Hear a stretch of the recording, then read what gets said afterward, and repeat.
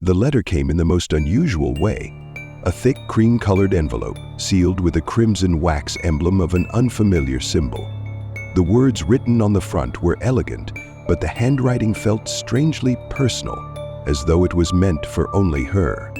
To Miss Sophia Ashford, granddaughter of the late Eleanor Ashford, you have been chosen as the rightful heir to Ashwood Manor, located in the secluded village of Ravensbury. We urge you to come at once to claim your inheritance. The property and its legacy await you. Please see enclosed for further details. Sophia stared at the letter in disbelief. It was impossible. She had never heard of this relative, Eleanor Ashford. She had never even met the Ashford side of her family. Her mother had passed away when Sophia was just a child, and she had been raised by foster families that never once mentioned Ashwood Manor or the strange relative who apparently now left her everything. After some thought, Sophia pushed the doubts away. Her life had been turbulent since Heron's tragic death. The car accident had left a gaping wound in her heart, a wound that she couldn't heal. Perhaps this inheritance could provide her with a chance to start over, to escape the painful memories that clouded her every waking moment. Her curiosity gnawed at her. The letter felt real, too real to dismiss as a mistake or scam. She found herself booking the next flight to Ravensbury, ready to face whatever lay ahead. The village of Ravensbury was small and distant, nestled between rolling hills and deep, dense forests. Sophia's cab ride took longer than expected, the roads twisting and narrowing as the trees thickened around them. The further they went, the more remote and forgotten the village seemed. It was a place out of time, disconnected from the modern world. As the cab came to a stop in front of the gates, the sprawling mansion loomed in the distance. Ashwood Manor stood atop a hill, towering and imposing, its silhouette dark against the dimming sky. The iron gates creaked as Sophia stepped out of the car, a gust of wind blowing cold through the air.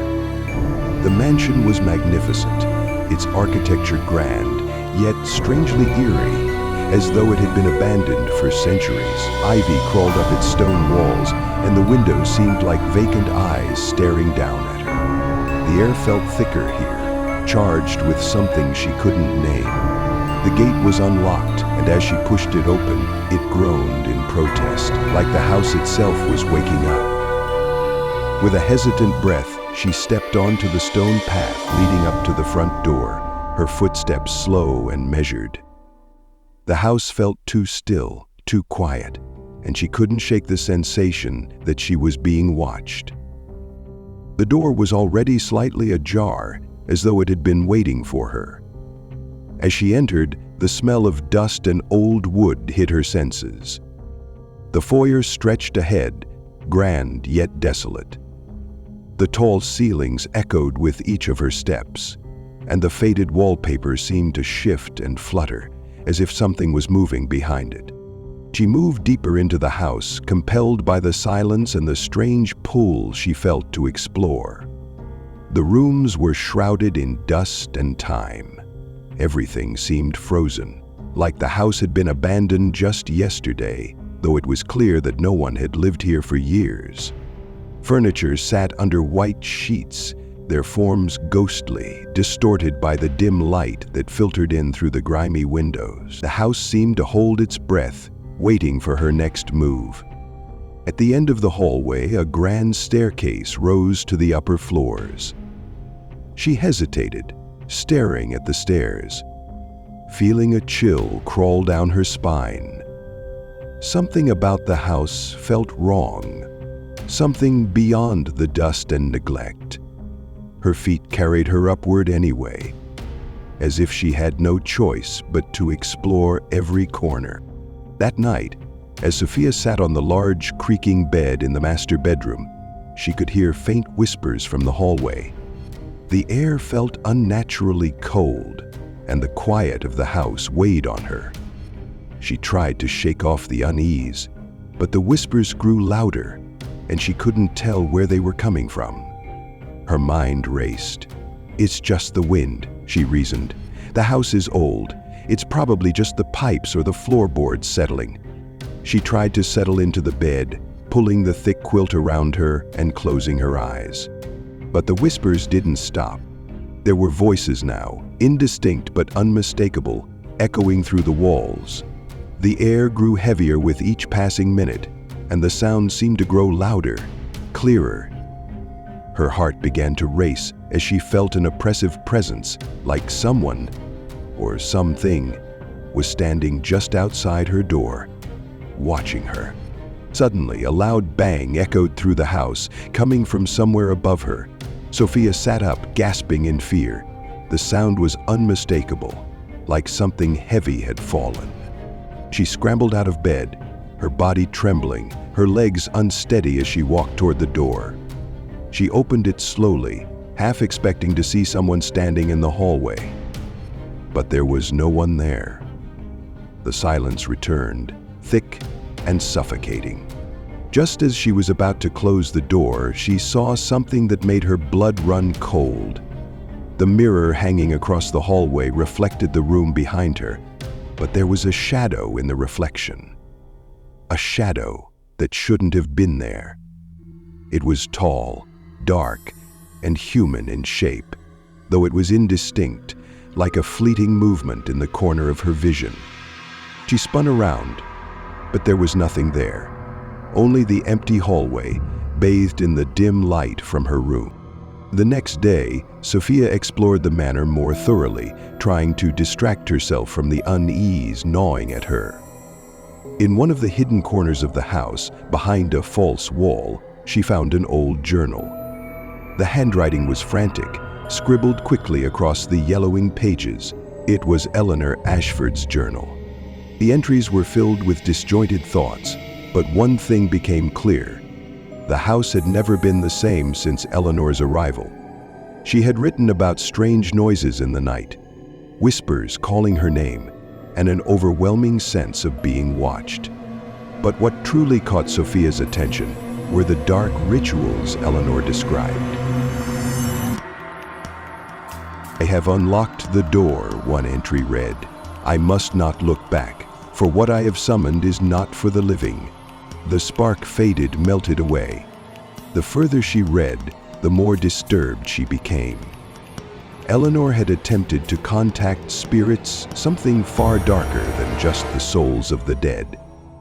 She had been trying to open a portal, a rift between the living and the dead, and she had failed. The spirits she had unleashed were angry, trapped in the house, and they sought revenge for their release. The journal ended abruptly, the final pages torn out. Sophia's heart raced as she realized that her inheritance wasn't just a house, it was a prison. The spirits of Ashwood Manor were still here, still waiting for the one who could break the curse. And it seemed they had already chosen her. That night, the whispers returned, louder than ever, and this time they weren't just voices, they were commands. Sophia felt the pressure mounting. The house seemed to pulse around her, like it was alive, its very walls watching her. She saw figures in the corners of her vision, moving just beyond the edge of the room. Shapes that should not have been there, shadows that lingered longer than they should. As she walked through the house, the temperature dropped and the shadows grew more intense. She reached the grand staircase again, but this time, the door at the top of the stairs was wide open.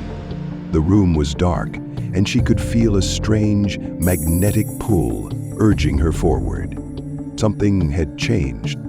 Her feet moved against her will as she ascended the stairs, her breath shallow, heart pounding in her chest. At the top, the door loomed in front of her, and without thinking, she stepped inside. The room was familiar, almost too familiar. It was the same as it had been when she first arrived, yet now the air felt different, charged. In the center of the room was a large circular symbol burned into the floor. The walls around her seemed to pulse, and the whispering voices grew into a chorus, filling her ears, drowning out everything else.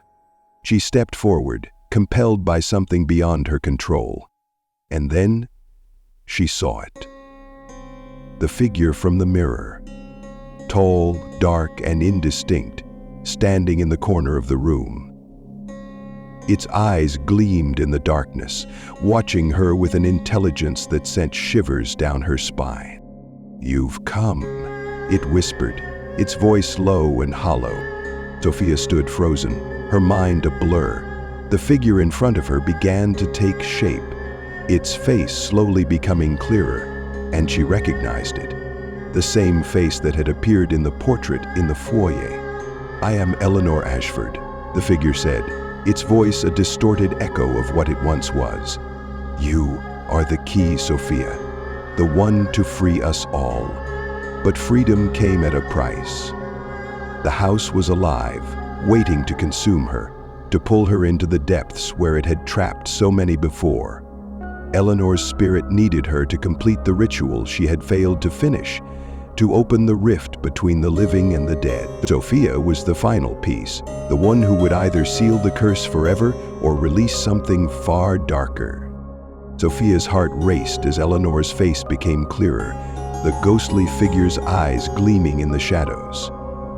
Her hands shook uncontrollably, but she couldn't tear her eyes away from the vision before her. Eleanor Ashford, the woman whose portrait had hung in the foyer, stood before her, but she was no longer the calm, dignified face of a bygone era.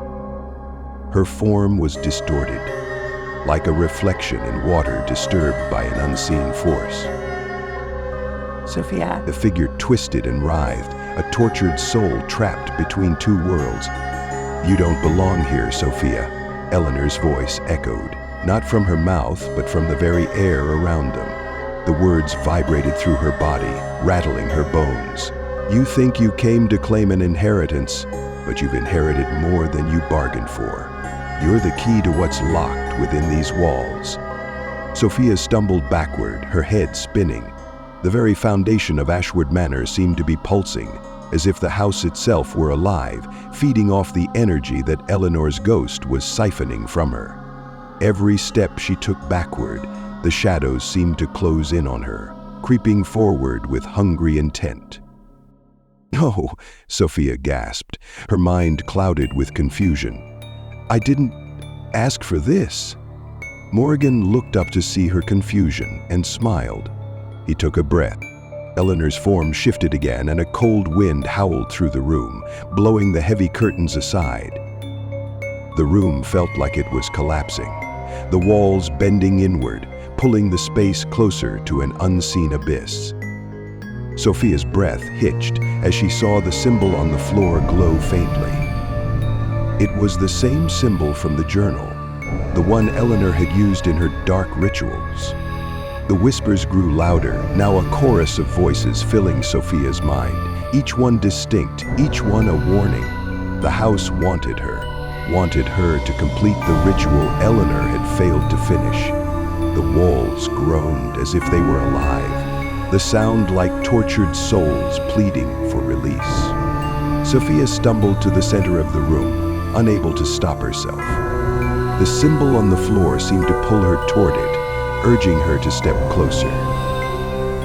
The ghostly figure of Eleanor stretched her arms out, beckoning Sophia to join her. "Hats, you must finish what I started," Eleanor said, her voice a low whisper that slithered into Sophia's mind. "You are the last to carry the Ashford name, the last of the bloodline." "Catherine," Sophia's pulse thundered in her ears, and her hands trembled at her sides. "This isn't real. This can't be real," she told herself. But deep down, she knew she couldn't deny it any longer. The house had already claimed her. Her soul, her very essence, was woven into the fabric of Ashwood Manor.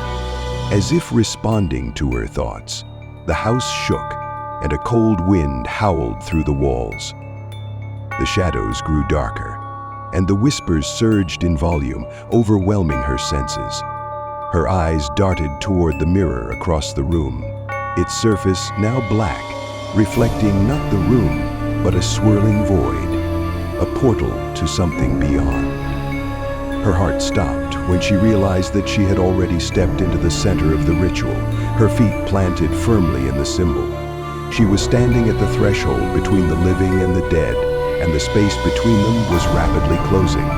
Sophia collapsed to her knees as the weight of the situation crashed down on her. The voices of the dead became louder, the air thick with suffocating energy. The house trembled, and in that instant, she felt her very soul being drawn toward the mirror that had always held a reflection of her ancestors' twisted legacy.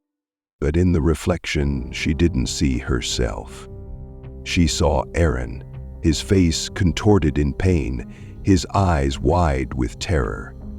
It was his ghost, trapped in the depths of the manor, his spirit forever bound by the curse of Ashwood.